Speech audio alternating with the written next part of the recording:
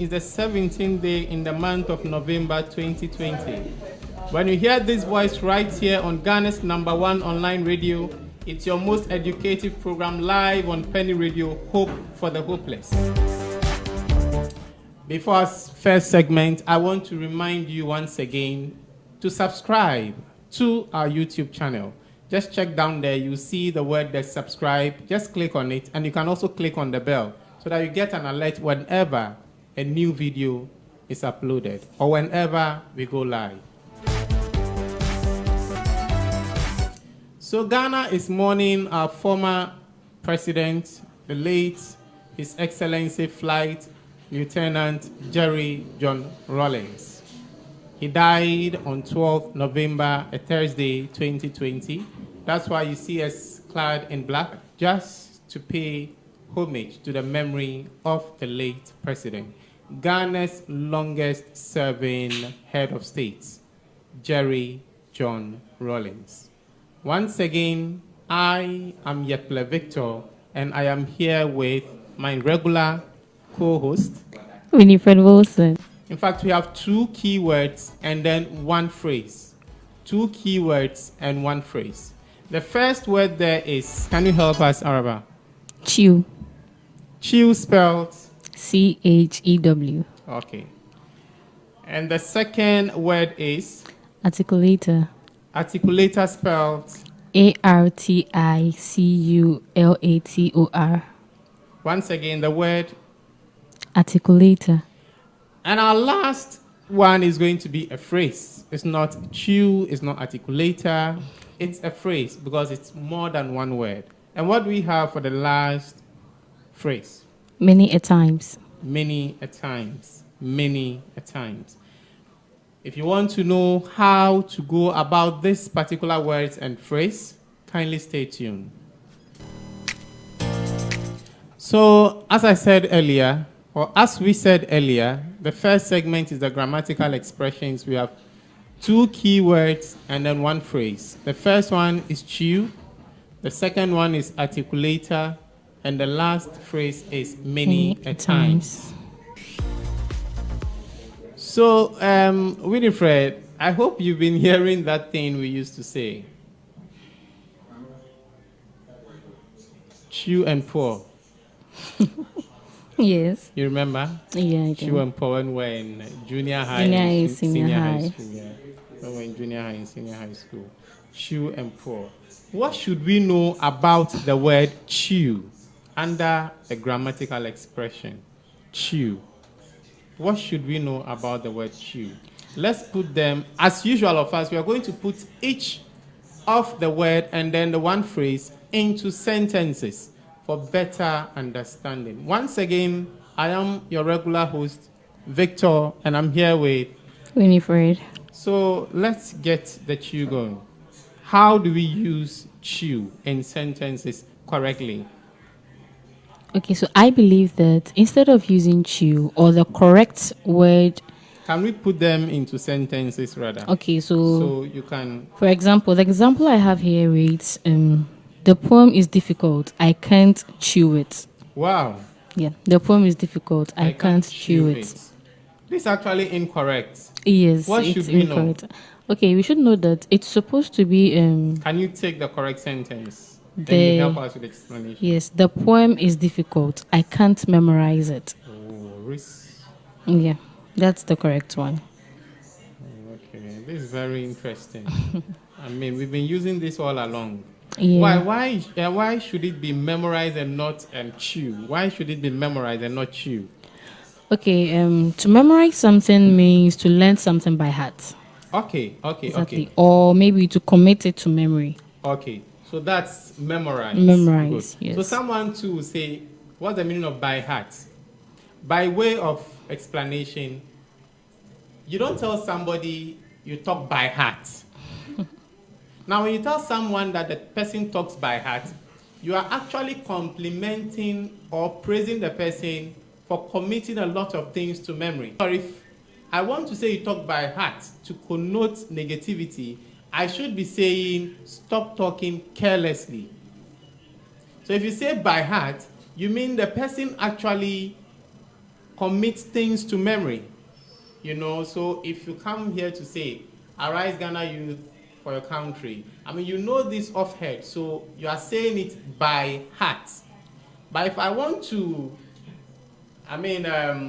sort of denigrate someone, to say something to connote negativity, I should be saying, stop talking carelessly and not by heart. Because by heart, as Winifred read out, is when you commit something to memory. So it shouldn't be chew, but what? Memorize. Okay. So we will be back with the second word, articulator. Please stay tuned. Don't touch that dial. So welcome back once again to the second word under the first segment. We have articulator. On our way here, we saw one of such. But I don't want to go too deep for people to get...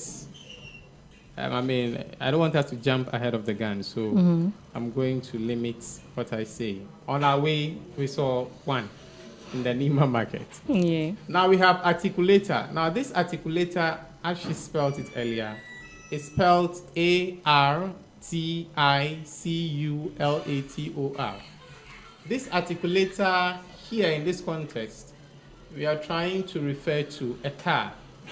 But let's see the correct use of the word articulator, whether it represents the car we are referring to or it represents something else. So Winifred, can you help us with the first example under the articulator? Okay, so the first example reads, the articulator caused the accident. It's actually incorrect. Incorrect, yes. So let's know the correct The correct one should be the articulator truck caused the accident. So the articulated track. Now listen to the reason. The word articulator is a terminology in phonetics. The word articulator is a terminology in phonetics. And here we mean the study of speech sounds. It refers to any of the speech organs, like the tongue, lips, teeth, a soft palate, and what have you. Now, an articulated track, however, is a vehicle with two sections connected by flexible joints so that it can turn more easily. So the next time you see such a car, don't say an articulator is coming, but an articulated track is coming. I hope you've been enlightened. Stay tuned for more. So welcome once again, and the last phrase under the first segment, the grammatical expressions, we have many a times, many a times. I'm going to take the first example.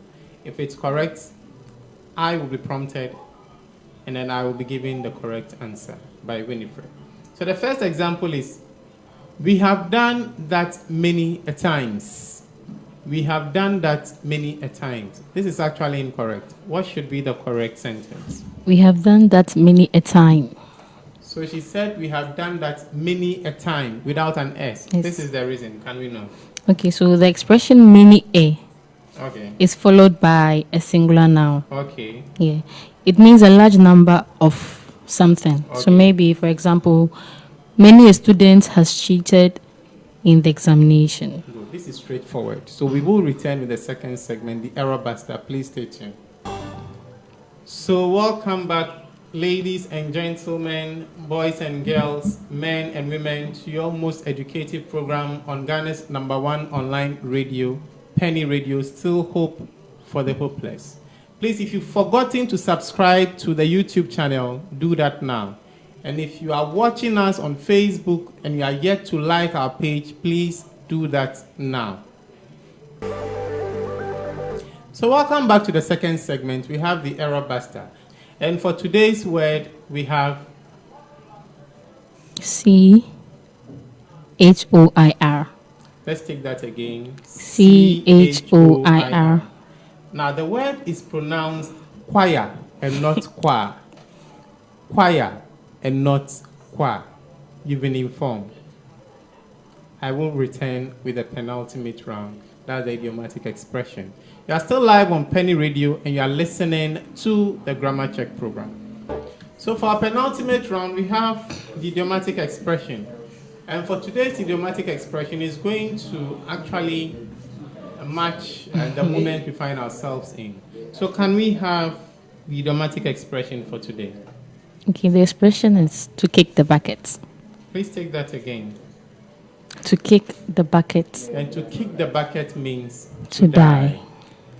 And our former president, His Excellency, Flight, others will say lieutenant, others also say lieutenant. So while others are saying lieutenant, others will also be saying lieutenant. So our former president, the longest serving president in Ghana's history, His Excellency Flight Lieutenant Jerry John Rawlings, kicked the bucket on Thursday, November 12, 2020. Black Thursday. Yes, others will refer to it as such. So to kick the bucket means to die. To die. And in honor of his memory, we are today wearing black. So to wrap up on the show, we have our final segment, which is the figure of speech. The figure of speech. So Winifred is going to mention what the figure of speech is. I would read the meaning and she would give us examples to that effect. So Winifred, can we have today's figure of speech? Allusion. Allusion.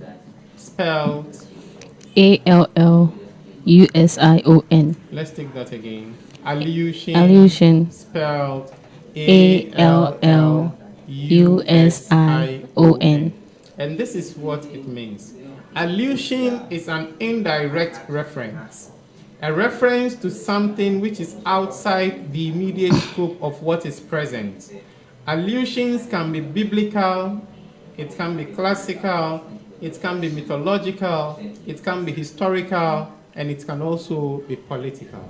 Do we have any examples to that effect? Oh yes, we do. Kindly read And them first, I want to give an example from the biblical perspective, Okay. which reads, "This place is like a garden of Eden." Wow. Yes, Sure. That's an allusion. that's an You are allusion. trying to make reference using Garden Of Eden. Wow, wow. To something nice you see around Yes, you. yes, yes. Yeah.